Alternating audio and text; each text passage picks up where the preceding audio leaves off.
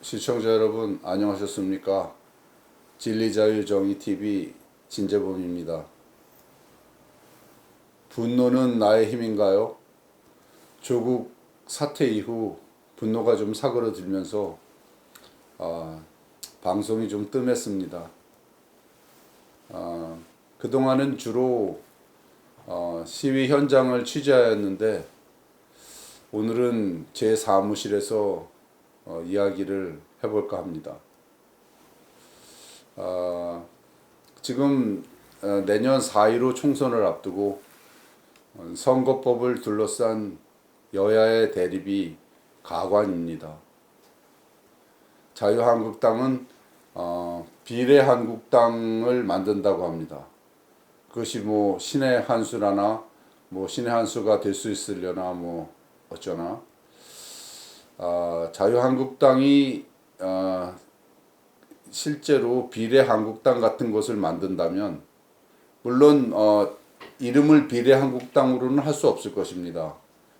비례한국당이라고 벌써 그 창준이가 만들어져서 창당을 준비하고 있는 사람이 있더라고요. 그래서 비례한국당이라는 이름은 다른 사람이 썼기 때문에 비례한국당으로는 할 수 없겠지만 그와 유사한 이름을 만들어서 비례정당, 그 위성정당을 창당할 수는 있을 것입니다. 그렇다면 민주당도 아마 뭐 비례민주당 같은 것을 만들 가능성도 있을 것입니다. 물론 정의당에서는 아주 뭐 펄쩍 뛰고 그 난리가 나겠지만은요. 그렇지만 뭐 만든다 그러면은 만들 수는 있을 것입니다. 그렇게 된다면 그러니까 다수당이 1당, 2당이 위성정당을 만들어 비례대표에 배당된 의석을 차지한다면 연동형 비례대표제 개혁을 통해서 소수 정당의 의견을 반영하려는 그런 의미는 완전히 희석된다고 볼 수 있습니다. 제도를 바꾸는 의미가 전혀 없어지는 것이죠. 그래서 어떻게 될지는 모르지만 한국 정치 발전을 위해서 비례한국당과 같은 그런 것이 위성정당을 만드는 일은 없었으면 좋겠습니다. 없어야 할 것입니다. 그런데 뭐 굳이 그것이 만일에 만든다고 한다면 그것을 막기는 쉽지 않다고 생각됩니다. 법적으로 그것을 못하게 할 수는 없다고 생각합니다. 그래서 이것이 참 문제지요. 이게 뭐 어떻게 그러니까 이게 그 정치 발전이라는 것이 어떤 정당의 어떤 이익이 정당의 그 이익이 정치 발전에 앞서 있다면은 정치 발전을 이루기가 참 쉽지 않다는 그런 생각을 하게 됩니다. 그리고 또 4+1 그 4+1도 지금 삐걱거리고 있지 않습니까? 지금 자유한국당과 우리 공화당을 제외한 야당 연합인 정의당, 바른미래당, 민주평화당, 그리고 대한신당, 그리고 또 이제 여당인 민주당 그렇게 된 4+1 협상도 지금 이 삐걱거리는 게 그 석패율 제도를 두고 대립하고 있지 않습니까? 석패율을 도입하면 그 소수 정당의 후보가 지역구에서 떨어져도 다시 비례대표로 그 구제될 수가 있기 때문에 그렇게 된다면 더 많은 지역구에 출마하겠죠. 그렇게 되면 그 여당인 민주당 입장으로서는 그 굉장히 그 심각한 타격을 입을 수가 있을 것입니다. 이게 그 치열하게 지금 자유한국당과 대립할 수 있는 지역이 있을 텐데 예를 들면 이제 정의당 후보가 전부 다 출마해서 모든 지역구에 출마한다면 많은 지역구에 출마한다면 그쪽으로 표가 분산되면서 당선될 후보가 당선되지 못하는 경우도 꽤 있을 수 있기 때문에 지금 더불어민주당에서는 지금 받아들이기가 힘든 것이지요. 그래서 이 석패율 제도가 그렇게 그것 때문에 지금 이견을 좁히지 못하는 거라고 생각됩니다. 더 많은 곳에서 많은 지역구에서 출마할 수 있기 때문에 그래서 참 결국은 정치 발전보다는 우리 당이 지금 어떤 제도를 도입했을 때 우리 당의 후보가 될 수 있느냐, 얼마나 우리가 많은 의석수를 확보할 수 있는가, 그게 중요한 거지. 다른 거는 정치 발전이나 이런 거는 사실 그렇게 중요하지 않다고 생각됩니다. 그것이 또 현실인 것이죠. 정치 현실이 그것인 것이죠. 그래서 결국 현재 존재하는 지금 논의하고 있는 모든 정당과 정치인들에게 중요한 관심은 더 많은 의석수를 차지하는 것, 그리고 자신이 당선되는 것, 그것이지 어떤 정치 제도나 어떤 그 정치 개혁을 통한 어떤 정치 발전은 아니라는 것을 여실히 드러내는 그런 추태라고 볼 수 있습니다. 현재 선거법은 절대적으로 원내 다수당에게 유리하게 되어 있습니다. 지역구에서도 1당과 2당의 대결 구도로 가기 때문에 우리나라에서는 제3당도 사실 살아남기가 어려웠잖아요. 그래서 하물며 제3당 이하 소수 정당에는 사실 거의 사표라고 보이는 거죠. 그래서 유권자 입장에서는 다 사표라고 보이기 때문에 표를 주고 싶어도 이게 내가 찍은 거기는 이게 당선이 안 될 거라고 생각하는 그러기 때문에 결국 사표가 될까봐 그냥 차선책을 선택하게 돼 있는 겁니다. 예를 들면 내가 싫어하는 후보가 있어요. 내가 싫어하는 정당이 있어요. 대부분의 사람들은 자기가 싫어하는 정당을 갖고 있어요. 좋아하는 정당도 물론 갖고 있는 분도 계시지만 싫어하는 정당을 갖고 있는 경우가 더 많습니다. 그럼 내가 싫어하는 정당 후보가 되면 안 되는데, 내가 좋아하는 정당 후보를 찍고 싶지만 내가 좋아하는 정당 후보를 찍으면 사표가 되는 겁니다. 그러면 내가 싫어하는 정당 후보와 대결하고 있는 다른 또 큰 정당의 후보를 찍어야 되죠. 차라리 이쪽 정당의 후보가 되는 게 나으니까.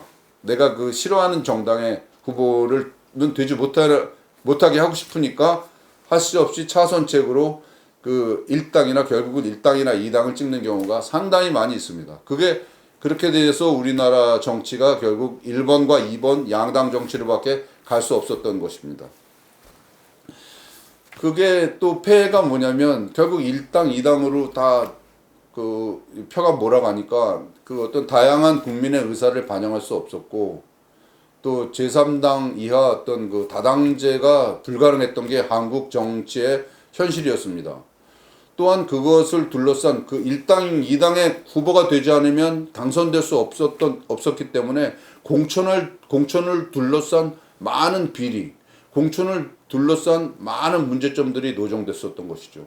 그동안에 한국 정치를 낙후되게 만들었던 많은 것들 중에 무슨 동공천, 돈을 주고 이제 공천을 받고 많았죠.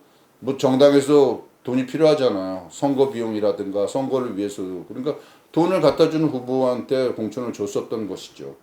또한 또 계파 공천, 계파별로 당 총재나 당의 어떤 원로 그런 쪽으로 계파들이 다 형성돼 있었잖아요.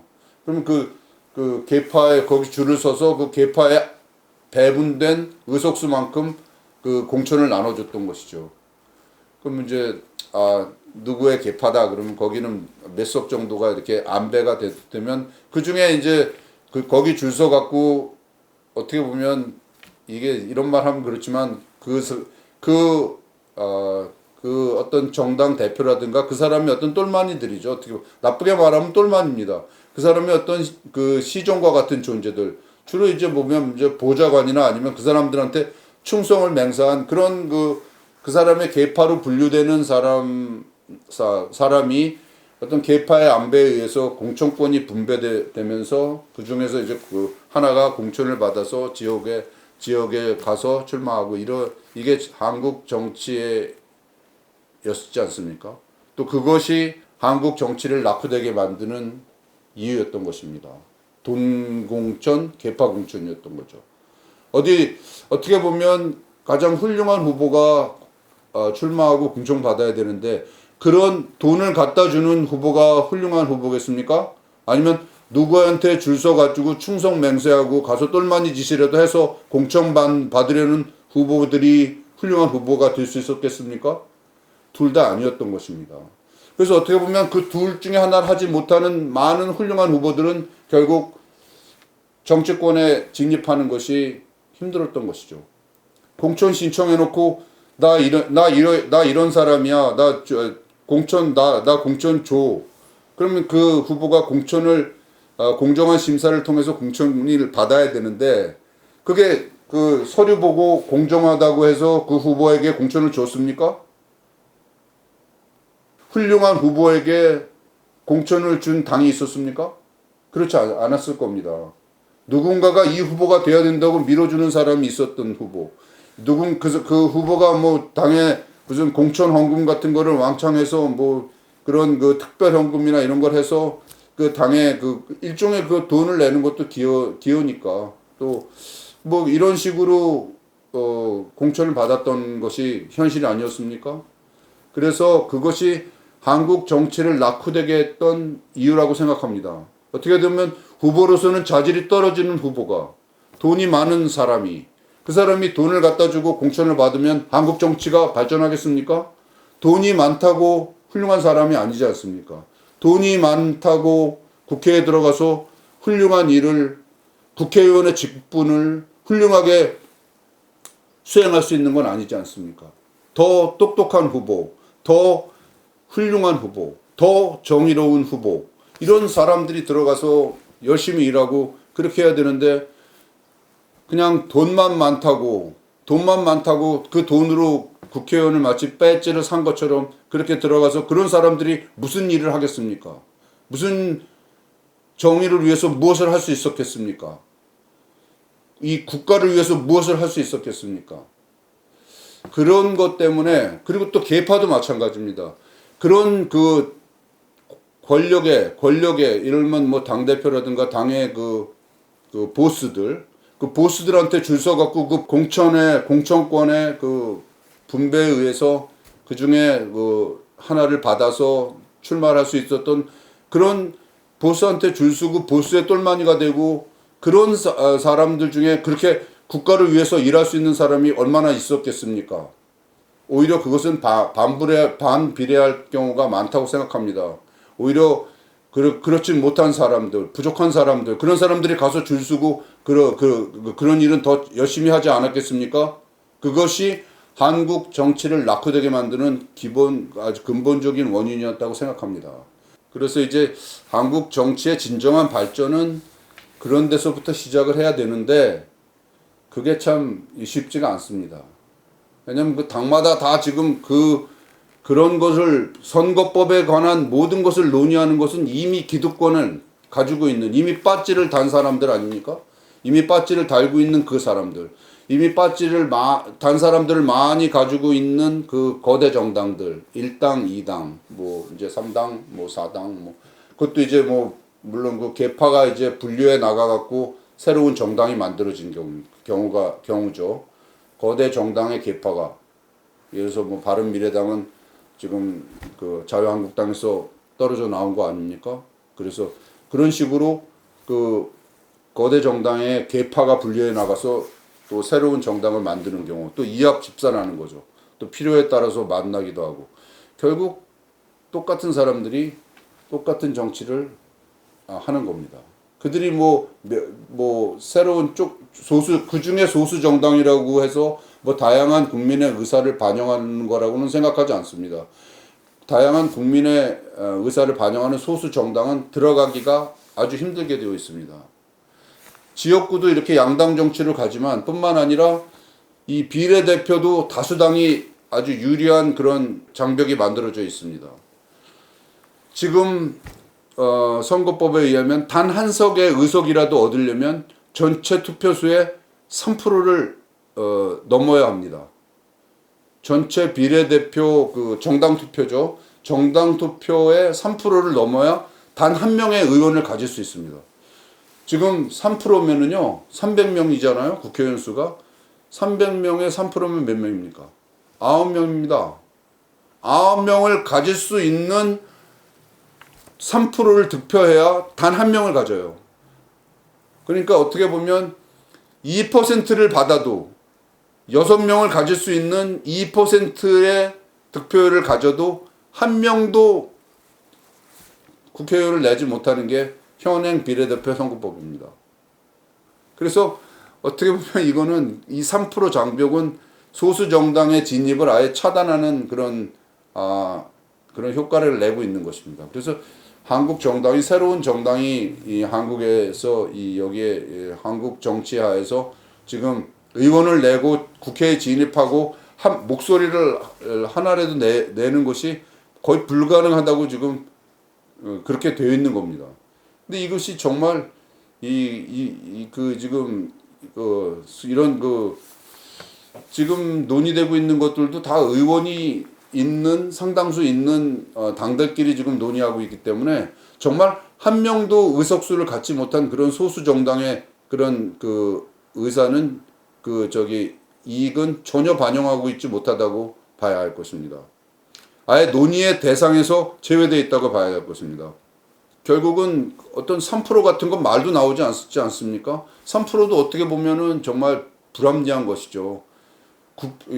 의석수 9명에 해당하는 3%를 얻지 못하면 단 한 석도 얻지 못하는 겁니다. 2%도 한 명도 못 얻는 겁니다. 6명을 얻어야 하는 2%도 한 명도 못 얻게 지금 만들어 놓고 결국은 그 의석들이 다 어디로 가는 겁니까? 거대 정당들한테 가는 거죠. 그 안에 들어간 그 게임의 룰 안에 들어가 있는 이미 기존의 그 국회의원들을 확보하고 있는 그 정당들, 뭐 정의당 같은 이미 들어가 있는 거잖아요. 그래도 물론 정의당도 그 중에서는 소수 정당이지만 정의당보다도 더 소수 정당들도 많이 있는 거 아닙니까? 그 정당들은 전혀 그냥 아무 의석도 갖지 말아야 합니까? 국민의 다양한 의사를 반영해야 하는 것 아닙니까? 어떻게 보면 그 정치 발전을 위해서는 그런 소수 정당에게도 그 기회를 주어야 한다고 생각합니다. 그런데 그런 소수 정당의 의석수를 한 명이라도 확보해 주려는 그런 논의는 지금 어디에도 없습니다. 정말 정치 발전 언제 어떻게 되려는지 정말 요원합니다. 하지만 아무쪼록 지금 시도되고 있는 연동형 비례대표제 그것이 어떻게 지금은 현재 여러 가지 캡도 있고 지금 무슨 50% 30명 여러 가지 캡을 만들어서 지금 그 효과를 줄이고 있는 상황이라고 볼 수 있는데요. 어떻게 보면 정말 100% 연동형 비례대표제가 된다 그러면은 그런 소수 정당에서도 후보들을 국회에 진입시킬 수 있겠죠. 근데 그런 100% 연동형 비례대표제 같은 게 가능하겠습니까? 지금 그걸 선거법을 논의하고 있는 정당들이 전부 다 국회에 많은 의석들을 가지고 있는 그 정당들 아닙니까? 아무쪼록 이런 연동형 비례대표제 선거법 개정을 통해서 소수 정당들도 단 한 석이라도 국회 의석을 확보할 수 있게 돼서 다양한 국민의 의견을 반영할 수 있게 되면 좋겠습니다. 시청자 여러분, 시청해 주셔서 감사합니다. 광야에서 외치는 소리. 진리가 아니면, 자유가 아니면, 정의가 아니면 좌파도 까고 우파도 까는 좌까 우까 진리자유정의 TV 진재범이었습니다.